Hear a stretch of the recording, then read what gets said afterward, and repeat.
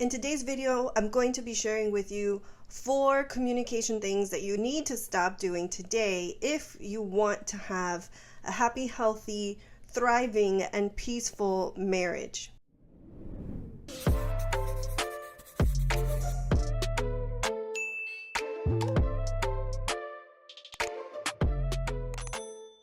My name is Meli Rentas. I'm a licensed therapist in the state of Florida. I've also been married for the past 10 years, almost 11, and I'm a lifelong Christian, so I like to create these videos that kind of integrate or kind of mix together, right, that clinical, professional perspective in terms of psychology and counseling, but also the biblical worldview. So that's what I post on my channel. If you find that interesting, be sure to subscribe before you leave. Jumping right into today's content, it kind of piggybacks off of what I posted yesterday, which had to do with 3 questions you can ask your partner or your spouse, your husband, daily, weekly, monthly, depending on, whatever timeline you want to work on in terms of connecting intentionally with your husband.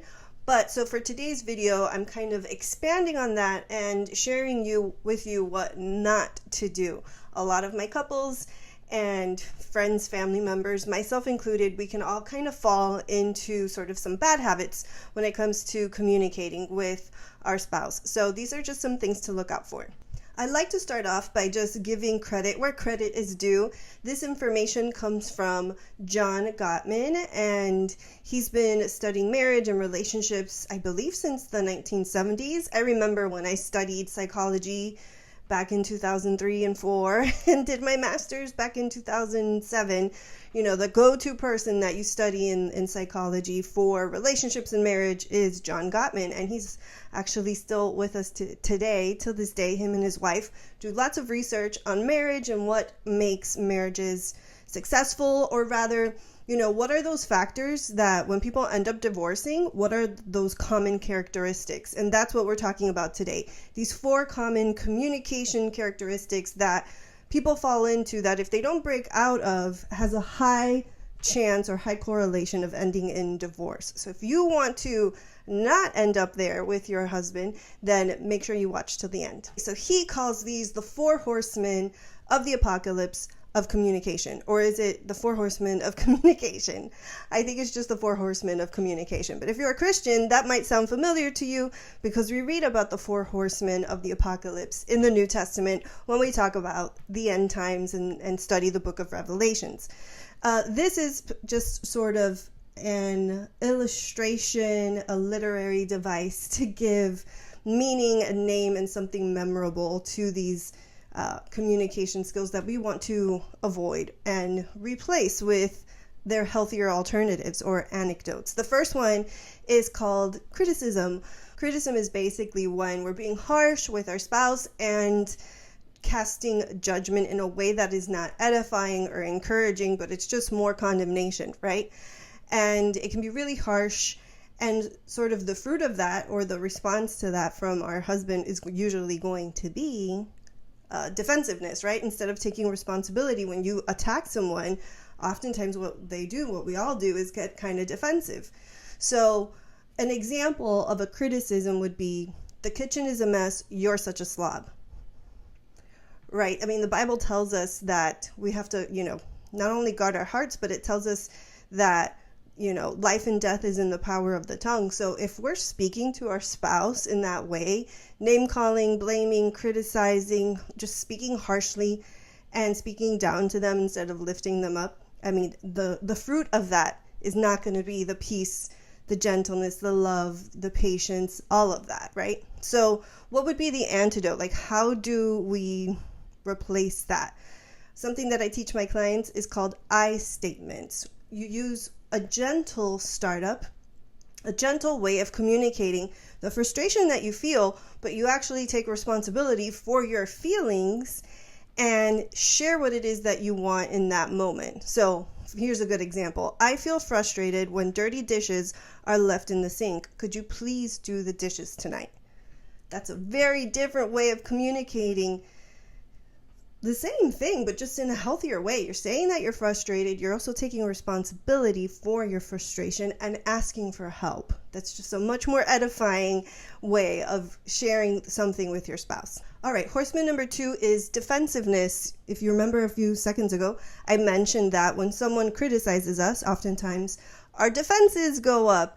And so this is basically just not taking responsibility at all whatsoever for any of our mistakes or just behaviors, things that might be frustrating our spouse, and not being open to receiving any kind of feedback. Additionally, people who are getting defensive are going to end up blaming their spouse. So reference the dishes, let's say a response would be like, well, you never do the dishes. What are you talking about? How are you going to call me a slob? You never do the dishes.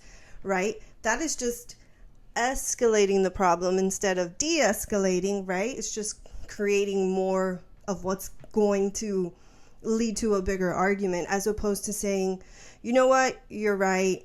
I can help you, do the dishes more often. And then you can be the bigger person, right, who's receiving the criticism and say, I feel frustrated when you call me names. What I want is for you to tell me what you need. Tell me the solution to the problem without insulting me. You see how that could work on either side, right? Whether or not you're receiving criticism or sharing criticism. You can find a way to take responsibility and also share, a critique in a healthy way. As I mentioned, basically the antidote to defensiveness is to find a way to take responsibility and to show remorse by apologizing, but also changing your behavior. You don't want to just apologize, but then continue to do the thing that is frustrating your spouse. And that's something to really pray about if it's something that you struggle with. And I would like to add there that if you're in a season of high stress, having a really hard time with communicating, properly with your spouse, maybe there's something that went on, some kind of trauma,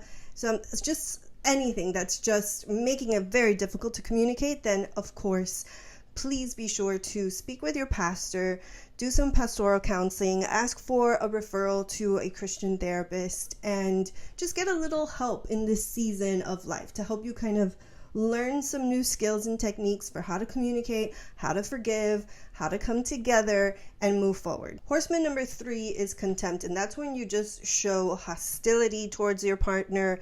It's just really nasty. The way that you speak and interact with them can just be very harsh. It goes beyond criticism. Using put downs, insults, mocking your husband, and just really beating them down with your words. Here's an example. I'm reading this from the Gottman website, and I'll link the articles I'm referencing as I read and share with you. Here's a reenactment of contempt. You're tired?